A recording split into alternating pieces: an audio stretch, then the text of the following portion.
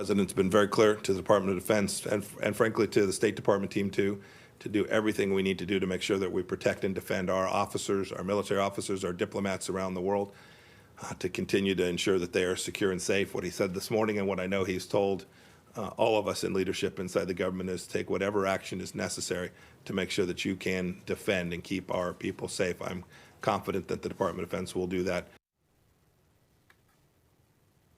Mike Pompeo there speaking to us. Let's get more with our executive editor, Riad Hamade. He joins us here in Dubai for the Middle East. Riad, good to have you with us. So in the midst of a global meltdown, the White House wants to remind us there is always the spectre of conflict here in the Middle East. That's right. That's right, Manus. It's not the first time that the Iranians have sent their speedboats out to meet, to harass, as the Americans say, the American warships.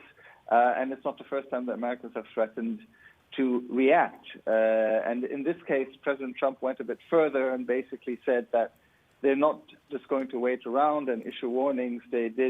He said that he's ordered the Navy to actually take action. Now, I think it has to be seen within the context of their domestic politics, with President Trump under pressure because of his handling of the coronavirus at home. So there's a sense that he wants to show strength and talk to his base. And on the Iranian side, they're also under pressure. They're also suffering. The government is also suffering heavily from the coronavirus outbreak there.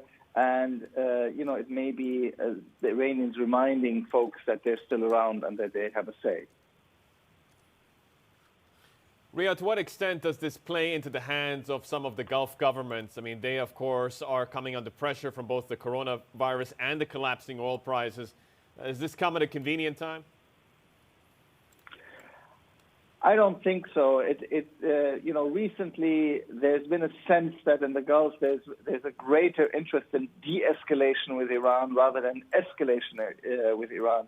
If you remember when General Soleimani was killed by the Americans, there was nervousness in the Gulf about the potential reaction from the Iranians to that action. So not necessarily out of concern of General Soleimani himself, but they didn't see that right now was an opportune time to descend into a conflict, a broader conflict in the Gulf. So there isn't a sense that the governments here really are interested in escalation of tension, as they have got their hands full.